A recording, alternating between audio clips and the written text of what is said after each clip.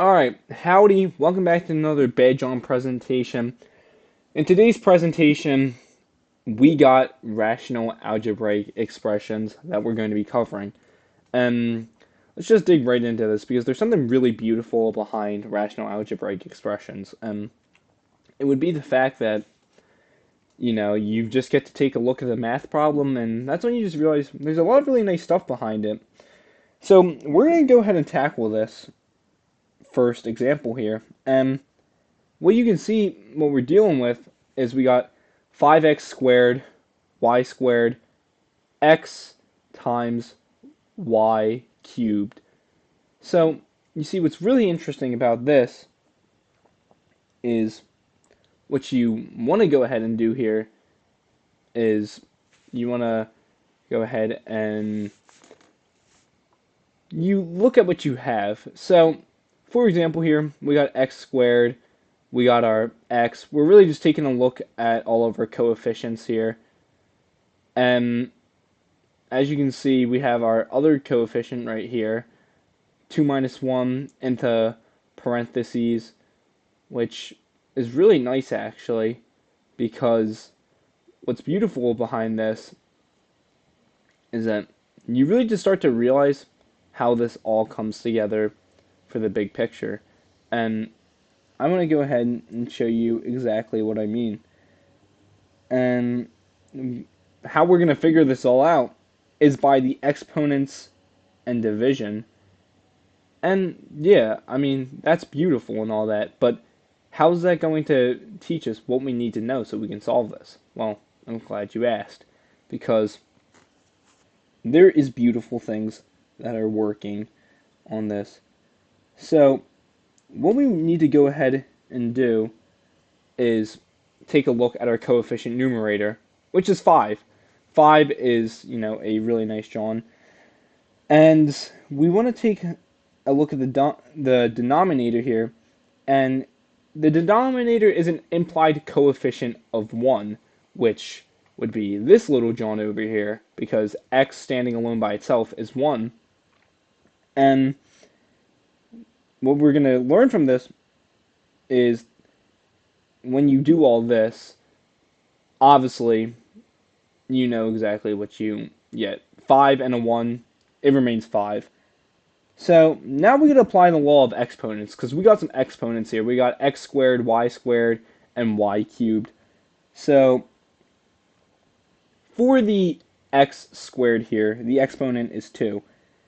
And that's the numerator. The denominator is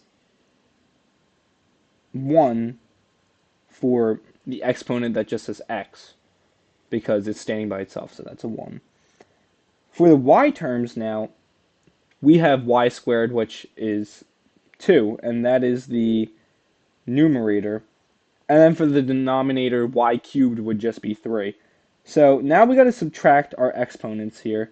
So the first look we're taking at here is we got to go ahead and do 2 minus 3, because we have a 3, y cubed, and then y squared, which would be negative 1, because you're doing 2 minus 3.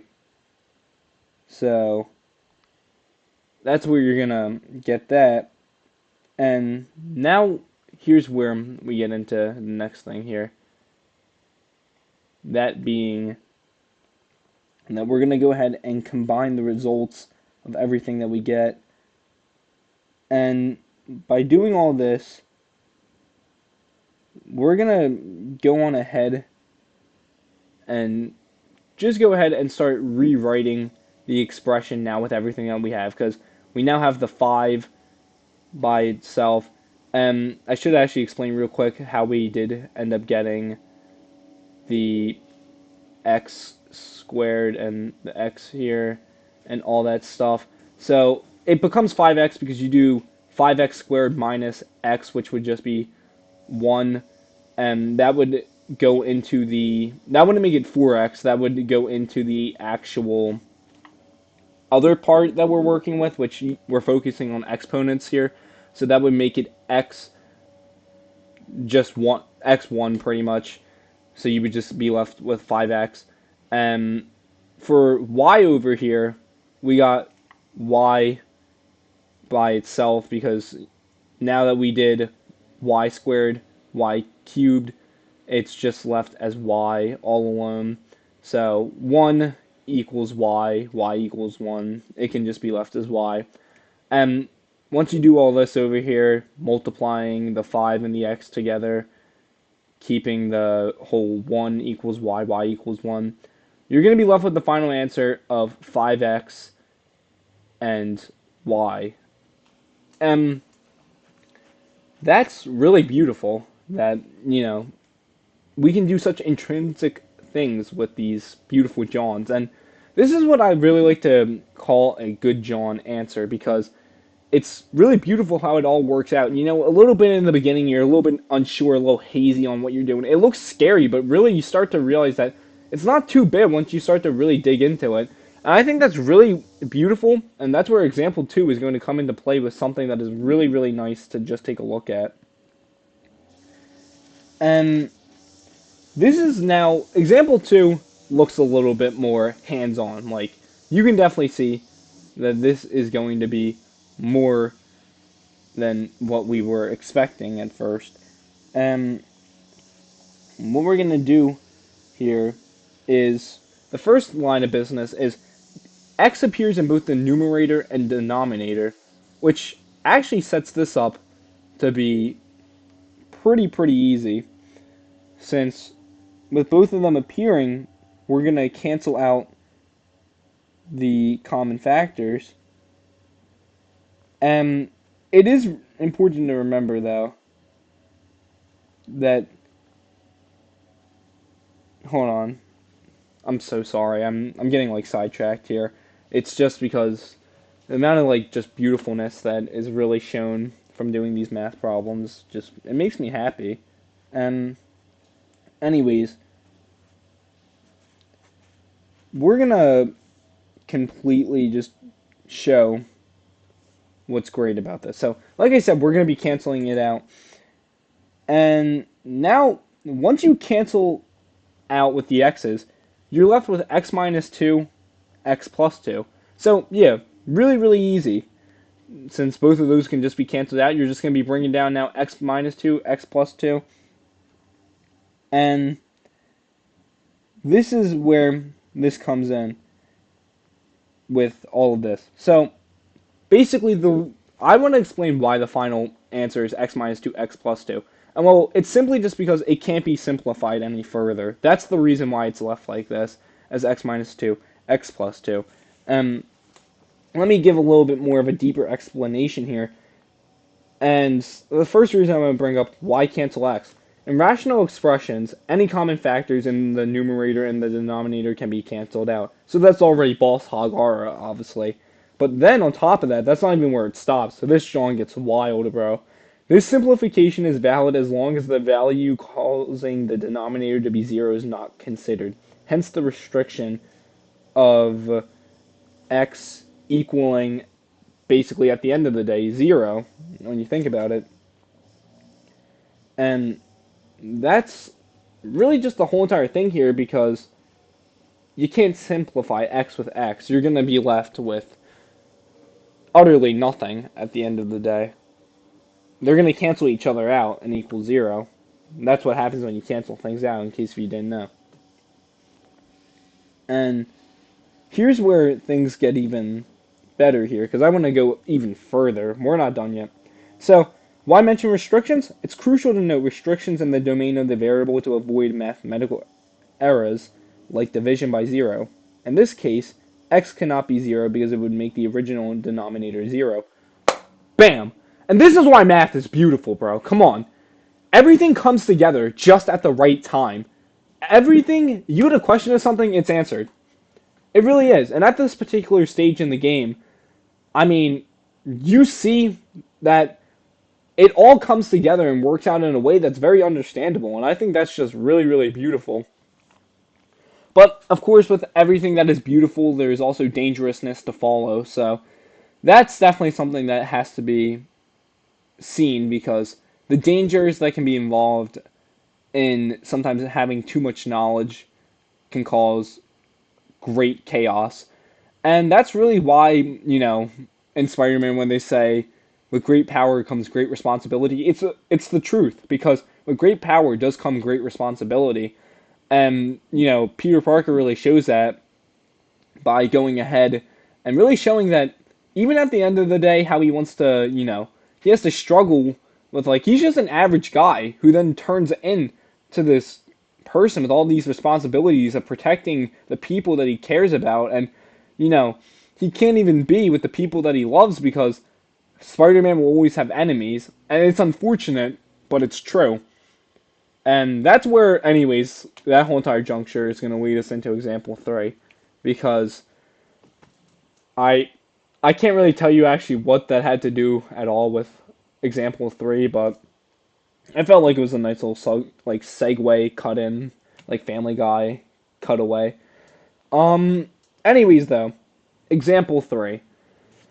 We're looking at a little bit of an interesting one here, and I think that's completely fine to bring up. And also, I would quickly like to just point out that these problems are going to look a little bit different because of the fact that, like, the fraction bar that I have is supposed to be a, like, actual division bar in the real problem. It's just doing it on here. I didn't really know how to set it up any other way than this. So, I put it like this, but yeah. Anyways, we're gonna get into this whole entire thing now. First thing you want to do is analyze the expression. You always have to look at what you're given in life, because if you're not looking at what you're given in life, then how will you ever see the value in anything? And the given expression at this point in time is x minus 1, x plus 2. Then it would be, in this case, it shows fraction, but it really would be, or not fraction, slash bar, but it really what it's supposed to be is like a line segment like going over that, and then underneath would be 2 plus x in the parentheses. And we need to simplify this expression by performing appropriate algebraic operations. So step 2 of what you want to do here is recognize equivalent expressions. Notice that the denominator 2 plus x can be rewritten as x plus 2 since addition is commutative. And I think that's really where the beauty of all this comes in, is that everything can be rewritten, and it's showing right here. I mean, you see the screen. We have 2 plus x and x plus 2. And it can be rewritten. I mean, come on. This is why there is beauty in paying attention. So for step 3, you want to go ahead and cancel out your common factors. Now, since the numerator is x minus 1, x plus 2, contains the factors x plus 2, and the denominator is also x plus 2, we can cancel out the common factor. Numerator x minus 1, x plus 2, denominator x plus 2. Cancel the x plus 2 terms, and what you're about to get here is some really elite boss hog strats, because you're about to see the beauty in just about really everything that is going to show up. And when you go ahead and start canceling all these Jones out, you got the fraction x minus 1, you got yourself canceling x plus 2 and x plus 2, and next thing you notice, you're just left with x minus 1, because x plus 2 and x plus 2 just both canceled each other out, because, and let me show you why, because remember how we swapped? Remember how it was 2 plus x? We swapped it to x plus 2. So now the beauty in all this is both of these can cancel out since they're the same exact thing. Bam! Final answer, x minus 1. And I know life is fast and it throws a lot at you, so this might be a little bit difficult to see.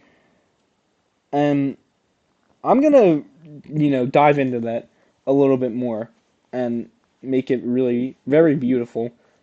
And now, what we need to go ahead and do is, I want to just make a quick note here.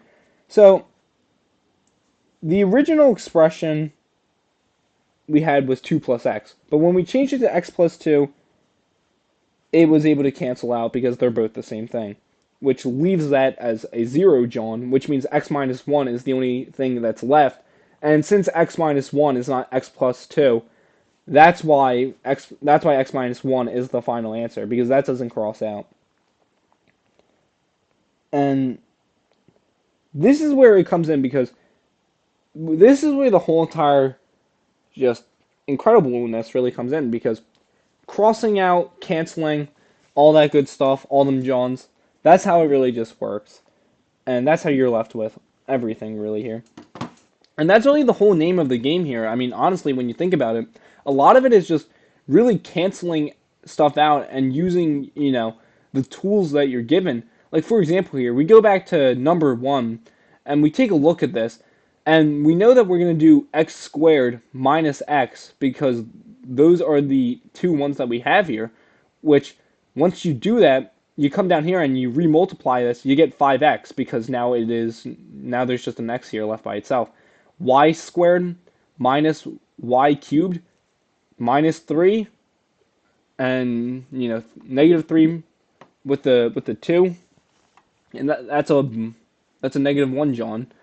And basically, now I do want to point this out though, is however, we're not going to leave it as negative. We're going to still make it positive again. So that's going to go back to just being a positive jawn. Even though it's showing negatives, it does, be brought back over to become positive again. So that's how you get left with 5x and 1y here, and beautiful, really. Just a tearjerker. Then, example 2 is a pretty easy jawn, honestly, all in all, because all you got to do here is very simple, by the way. X is outside the parentheses, and there's 2 of them here. So all you do is just cancel the x's outside with each other. So like x here, cancel both of them jawns out. And eventually what happens is you're just left with x minus 2, x plus 2, because it can't be simplified any further than what it's already at. It's just impossible. So that's how you get left with that. And then with this jawn, probably the most simplest jawn if we're being completely honest, because like I said, you can just swap it around to fit. So you get x plus 2, x plus 2, then those are both the same thing. You just cross them out, and you're left with x minus 1. And, I mean, I think that's everything I have to say. And at the end of the day, all I want to say is just thank you for watching this. This was, something that I just want to put together that everybody could come together and enjoy. And I hope that I explained it to the best of my ability. Sometimes I have a little bit of a harder time being able to explain things, so I have to explain like in a way that's not really as professional, but more kind of like beautiful, I guess you could say. Like something that's kind of like a work of art. And I think that's where it really just comes in as quite the nice jawn. And I think the one thing that always you should remember when doing math is that even if you fail, there's always a chance to get back up and understand what you're doing. And it's always satisfying to really, understand what it is that you're working with. And this is really where one of my favorite mottos comes into play, that the grasshopper waits for no one, because that's the truth. The grasshopper is it's a creature that, really is just very locked in on what it does. And I know this all seems very confusing, but this applies to math in a really good way, because the grasshopper, it sits and it is in quiet solidarity, and it goes ahead and it thinks, and it doesn't stop thinking until it gets what it's looking for. And that's what's beautiful about the grasshopper. But yeah, I just want to thank everybody here for watching the video. Make sure to stay chill and stay naughty. And I already know what a lot of you are thinking. You're probably thinking, well, what is that even supposed to mean? Well, you'll figure it out. Anyways, thank you all for watching. I need to stop this before it hits 20 minutes. And thank you, Mr. Farrington, for watching this. I hope you found it enjoyable, and I'm sorry if this is almost 20 minutes. I did not even realize I was recording it for that long. Yeah, thanks for watching, though, guys.